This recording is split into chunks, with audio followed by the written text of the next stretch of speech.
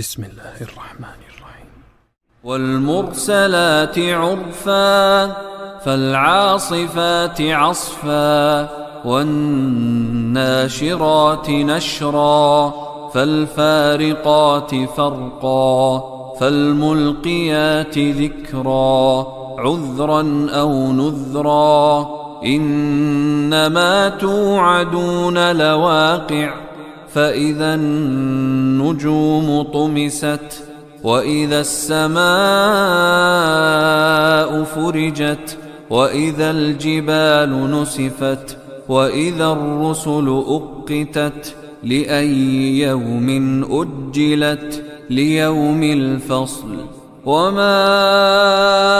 أدراك ما يوم الفصل ويل يومئذ للمكذبين ألم نهلك الأولين ثم نتبعهم الآخرين كذلك نفعل بالمجرمين ويل يومئذ للمكذبين ألم نخلقكم من ماء مهين فجعلناه في قرار مكين إلى قدر معلوم فقدرنا فنعم القادرون ويل يومئذ للمكذبين ألم نجعل الأرض كفاتا أحياء وأمواتا وجعلنا فيها رواسي شامخات وأسقيناكم ماء فراتا ويل يومئذ للمكذبين انطلقوا إلى ما كنتم به تكذبون انطلقوا إلى ظل ذي ثلاث شعب لا ظليل ولا يغني من اللهب إنها ترمي بشرر كالقصر كأنه جمالة صفر ويل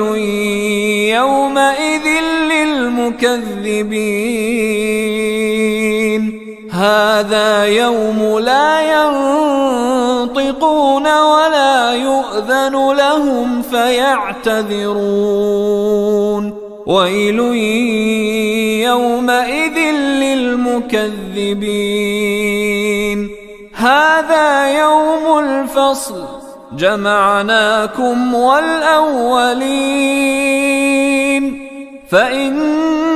كان لكم كيد فكيدون ويل يومئذ للمكذبين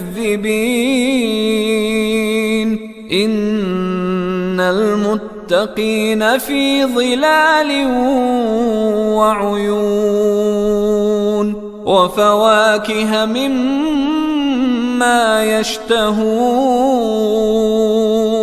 كلوا واشربوا هنيئا بما كنتم تعملون إنا كذلك نجزي المحسنين ويل يومئذ للمكذبين كلوا وتمتعوا قليلا إنكم مجرمون ويل يومئذ للمكذبين وإذا قيل لهم اركعوا لا يركعون ويل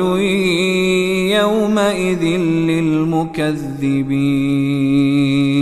فبأي حديث بعده يؤمنون